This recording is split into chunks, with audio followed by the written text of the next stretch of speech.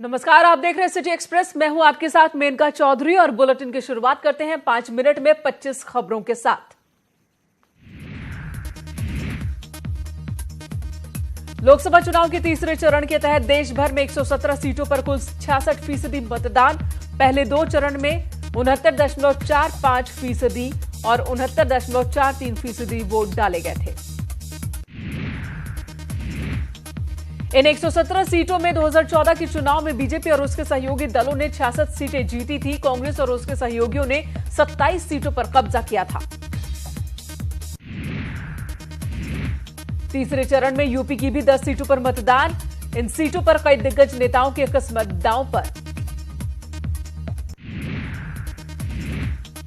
UP में सबसे ज्यादा मतदान पीलीभीत सीट पर। इस सीट से बीजेपी प्रत्याशी वरुण गांधी मैदान में है, जहां 64.60% वोटिंग हुई।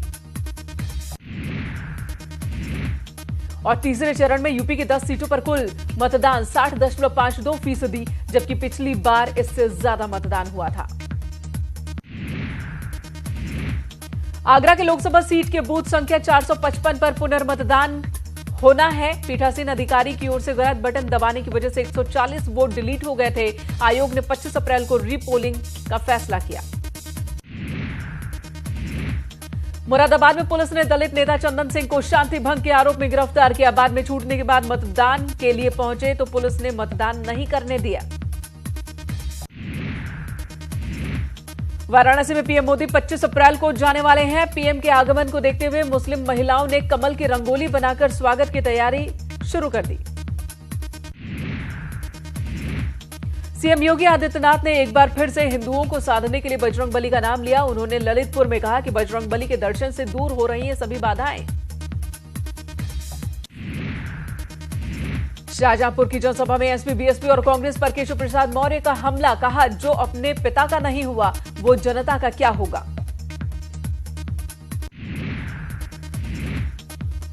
चंदौली से बीजेपी प्रदेश अध्यक्ष महेंद्र नाथ पांडे 24 अप्रैल को नामांकन दाखिल करेंगे। इस मौके पर सीएम योगी और दोनों डिप्टी सीएम मौजूद रहेंगे। सिद्धार्थनगर जिले में बीजेपी प्रत्याशी के नामांकन के दौरान केंद्रीय मंत्री शिव प्रताप शुक्ला भी शामिल रहे। इस दौरान उन्होंने दावा किया कि यूपी में फिर 73 सीट जीतने वाले हैं।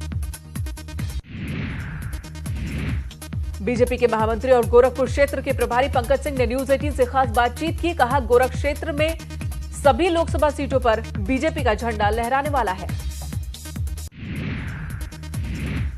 अम्बेडकर नगर लोकसभा क्षेत्र के लिए कांग्रेस प्रत्याशी उम्मेद निषाद ने नॉमिनेशन फाइल किया। इसके बाद बीजेपी पर हमला किया। रायबरेली में प्रियंका गांधी ने लोगों के बीच जाकर जनसंपर्क किया। कांग्रेस महासचिव ने पार्टी अध्यक्ष राहुल गांधी के संसदीय क्षेत्र अमेठी में भी जोर शोर से प्रचार किया। प्रियंका गांधी ने युवाओं से कांग्रेस को वोट देने की अपील की और लोगों से कहा कि आप ही बदलाव ला सकते हैं, इसलिए कांग्रेस पार्टी को वोट करें, राहुल गांधी के हाथों को मजबूत करें। प्रियंका गांधी सलोन विधानसभा क्षेत्र में जनसंपर्क करने पहुंची। आम जनता से हालचाल लेने के साथ ही व्यापारियों से भी उन्होंने मुलाकात की। अयोध्या में प्रदेश कांग्रेस अध्यक्ष राज बब्बर ने लोगों से अपील की। उन्होंने कहा कि जो लोग बीजेपी के खिलाफ हैं वो उनका सहयोग करें। प्रयागराज में अनुग्रह नारायण सिंह ने मोदी सरकार पर हमला बोला। कहा कि चौकीदार के रहते चोरी हो गई, इसलिए जनता ने बदलने का मन बना लिया है। समाजवादी पार्टी अध्यक्ष अखिलेश यादव की पत्नी डिंपल यादव ने न्यूज 18 से खास बातचीत की। कहा, महिलाओं की समस्याओं को भी मुद्दा बनाना चाहिए। हरदोई के मिश्रिक में मायावती ने रैली की। कहा, पीएम मोदी ईवीएम पलायन, सीबीआई के मुद्दे पर बीजेपी पर उन्होंने हमला बोला। बहराइच में गठबंधन की रैली में पूर्व विधानसभा अध्यक्ष माता प्रसाद पांडे भी शामिल हुए। उन्होंने बीजेपी को बेरोजगारी और किसानों के मुद्दे पर जमकर घेरा। महेश शर्मा को ब्लैकमेल करने वाली युवती को नोएडा पुलिस ने कोर्ट में पेश किया, जिसके बाद कोर्ट ने युवती को 14 दिन की न्यायिक हिरासत में भेजा। सुप्रीम कोर्ट ने अतीक अहमद को नैनीताल जेल से गुजरात के अहमदाबाद जेल शिफ्ट करने का आदेश दिया। अतीक अहमद पर रियल एस्टेट कारोबारी मोहित जायसवाल से मारपीट का आरोप है। इस मामले की जांच कोर्ट ने सीबीआई को सौंप दी है। सुप्रीम कोर्ट ने आदेश दिया कि अतीक से जुड़े गुनाहों का जल्द निपटारा किया जाए, साथ ही गवाहों को सुरक्षा देने का भी आदेश सुप्रीम कोर्ट ने दिया।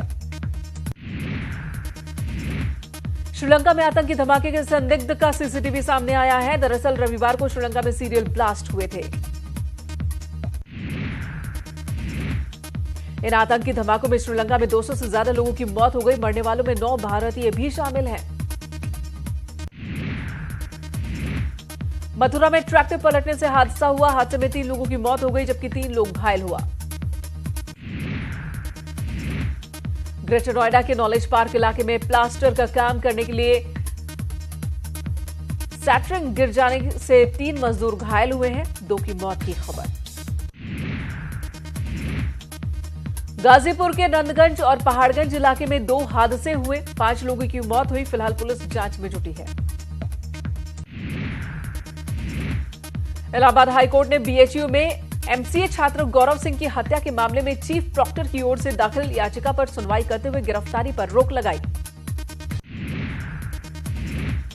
शामली जनपद में कार चालक के साथ मारपीट और लूट की कोशिश। कार चालक ने जब विरोध किया तो अज्ञात बदमाशों ने उसे गोली मार दी। बागपत में दिन दहाड़े हाईवे पर गोलीबारी से सनसनी फैली। पति पत्नी ससुराल से लौट रहे थे, तभी युवक ने पति को गोली मार दी। सीतापुर में आम के बाग के मालिक और उसके साथियों ने मिलकर ठेकेदार को चाकुओं से गोद कर मार डाला। एक आरोपी को गिरफ्तार किया गया है, दूसरा फरार है। आगरा में एक दारोगा ने युवती से सरेआम बदसलूकी की। आरोप है कि दारोगा ने घर खाली कराते वक्त युवती को धक्का दिया। आतंकियों के निशाने पर गाजियाबाद भी है, जिसे देखते हुए सतर्कता बढ़ा दी गई है। किसी भी तरह की अनहोनी से निपटने के प्रशासन दावे कर रहा है। कन्नौज में एक मिठाई व्यापारी के घर में आग लगी। आग इतनी भीषण थी कि बुझाने में दमकल की गाड़ी को कई घंटे लग गए। मुजफ्फरनगर के नई मंडी कोतवाली में टायर के गोदाम में आग लगी। गोदाम में रखा माल जलकर राख हो गया।